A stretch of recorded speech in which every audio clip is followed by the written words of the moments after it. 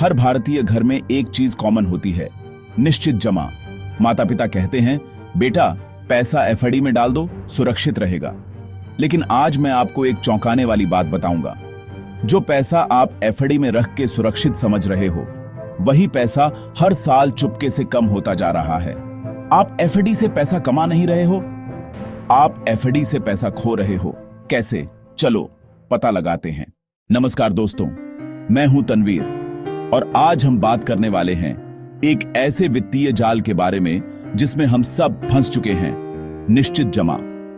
हां, वही एफडी जिसे हम सुरक्षित निवेश समझते हैं। लेकिन वास्तविकता में एफडी आपको अमीर नहीं बना रही, बल्कि आपको गरीब बना रही है। और इस वीडियो के अंत तक आप समझ जाएंगे कि कैसे एक सुरक्षित निवेश आपका भविष्य असुरक्षित बना सकता है। चलिए एक छोटी सी कहानी सुनते हैं। एक आदमी था राजेश। राजेश ने 2010 में ₹10 लाख एफडी में डाले 7% ब्याज पर। उसने सोचा, क्या सुरक्षित सौदा है। आज 2024 में उसकी एफडी राशि बन गई लगभग ₹20 लाख।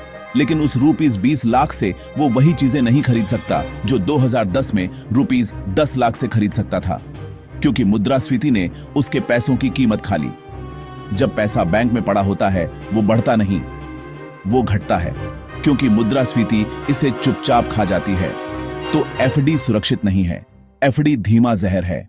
आप सोच रहे होंगे, मुद्रास्फीति का एफडी से क्या लेना देना? दोस्तों, अगर एफडी का ब्याज 6% है और मुद्रास्फीति 7%, तो आपका वास्तविक प्रतिफल है 8%। मतलब आपका पैसा कम हो रहा है, बढ़ नहीं रहा। और जब एफडी के ब्याज पर टैक्स लगता है तो तस्वीर और भी डरावनी हो जाती है। मान लीजिए आप एफडी से 6% कमा रहे हो और 30% टैक्स ब्रैकेट में हो, तो शुद्ध प्रतिफल आज सिर्फ 4.2%। और अगर मुद्रास्फीति 7% है, आपका पैसा हर साल 2.8% गिर रहा है। सोच के देखो, हर साल आप खुद अपना पैसा गिरा रहे हो सुरक्षित निवेश के नाम पर। अब समझो खेल क्या है। बैंक आपका पैसा एफडी में 6% ब्याज पर लेता है और आगे लोन देता है 12-15% ब्याज पर। लाभ किसका? बैंक का। जोखिम किसका? आपका। बैंक आपसे कम दर पर ब्याज लेकर दूसरे को ज्यादा दर पर देता है और हम सोच रहे हैं कि हमने सुरक्षित निवेश कर लिया। यही कारण है कि बैंक एफडी के विज्ञापनों में सुरक्षित और गारंटीड शब्द इस्तेमाल करते हैं, क्योंकि भावनात्मक शब्द बेचते हैं।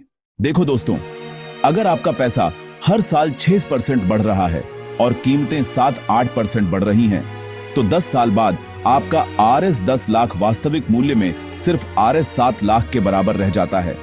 मतलब एफडी में पैसा डालना आज के समय में एक भावनात्मक निर्णय है, वित्तीय नहीं। माता पिता और पुरानी पीढ़ी के समय में मुद्रास्फीति कम थी, तब एफडी चलती थी।